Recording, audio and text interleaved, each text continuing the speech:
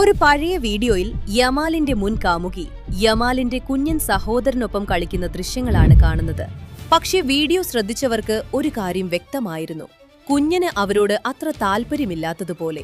പിന്നീട് ഇരുവരും വേർപിരിഞ്ഞെന്നും ബന്ധത്തിൽ പ്രശ്നങ്ങൾ ഉണ്ടായിരുന്നെന്നുമുള്ള അഭ്യൂഹങ്ങൾ സോഷ്യൽ മീഡിയയിൽ വ്യാപകമായി പ്രചരിച്ചു. എന്നാൽ കഥ അവിടെ അവസാനിച്ചില്ല. യമാൽ പിന്നീട് പുതിയൊരു പ്രണയത്തിലായെന്നാണ് റിപ്പോർട്ടുകൾ. പുതിയ കാമുകിയെ കുടുംബത്തിന് പരിചയപ്പെടുത്തിയപ്പോൾ ഏറ്റവും കൂടുതൽ സന്തോഷിച്ചത് യമാലിന്റെ കുഞ്ഞൻ സഹോദരനായിരുന്നു. മുൻപ് അകന്നു നിന്നിരുന്ന അതേ കുഞ്ഞൻ ഇപ്പോൾ പുതിയ കാമുകിയോട് ചിരിച്ചും കളിച്ചും സ്നേഹത്തോടെ ഇടപഴകുന്ന ദൃശ്യങ്ങളാണ് വൈറലാകുന്നത്.